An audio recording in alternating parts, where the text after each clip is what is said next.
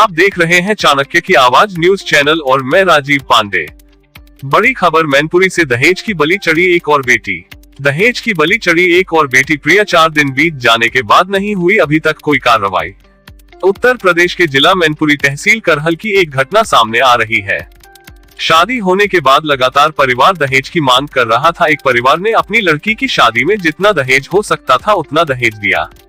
उसके बाद भी परिवार वाले दहेज को लेकर लड़की को उत्पीड़न कर रहे थे और घटना हुई कि उसकी गला दबाकर लड़की को मार ही डाली गई और मार डालने के बाद लड़की को सफाई हॉस्पिटल में लावारिस छोड़कर भाग गए।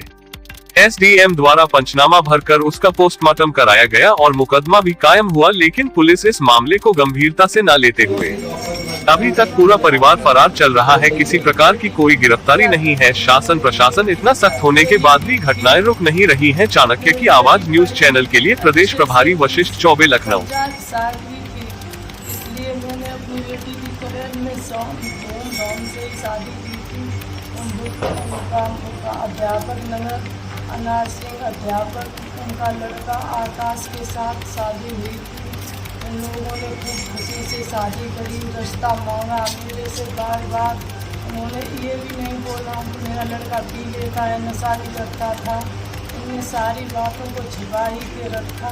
जब उन लोगों को उन्हें पीड़ित किया और बेटी को पता लगा कि ये तो सूखा नशा करता है, तब बेटी ने मेरे को बताया। 4 बजे फ़ोन किया, मम्मी मैं यहाँ पर दुखी हूँ, अब तुम पापा को भेज दो। मैंने बोला मैं पापा घर नहीं है, अभी आ जाएंगे, तुरंत भेजेंगे। उसके बाद में मैंने इनके ताऊ से भी फ़ोन किया, ताऊ जी आप ही समझा दो इन लोगों को, अभी मेरे घर पर कोई नहीं है, मैं आपसे ही भेज दूँगा। उसके बाद में तो तुरंत ही इस लड़के ने फ़ोन कर दिया प्रिया के पति ने, प्रिया तो सीरियस हो गई, सैफई में आप आ जाओ। मैं वहाँ गई तो कोई नहीं मिला। मैं ऐसे ही पूछती फिरी, चारों तरफ प्रिया को देखती रही, मुझे कहीं दिखाई भी नहीं पड़ी। फिर एक को पूछा मैंने, वो करेल का ही था, उसने बोला कि आप क्या प्रिया की माँ हो, प्रिया को देखने आई हो।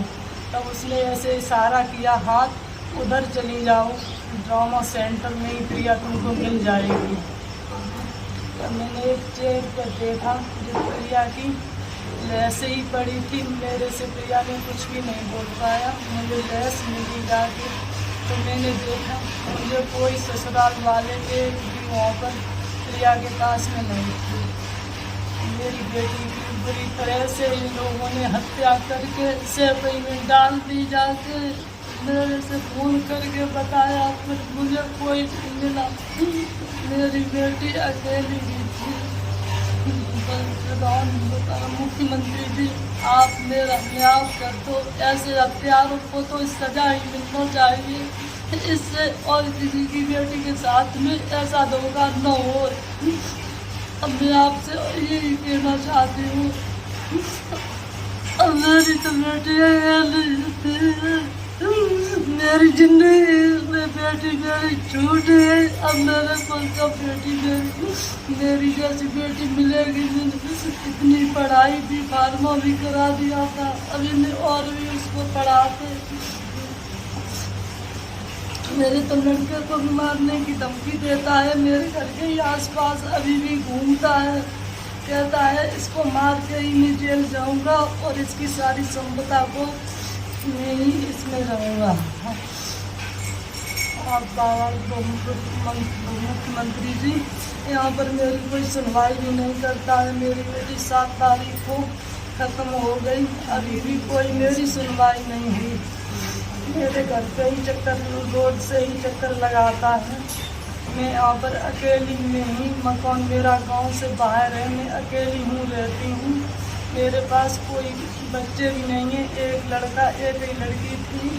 अब मेरा एक ही छोटा सा लड़का है, बस उसको ही मारने के लिए ये मुझे धमका रहा है। और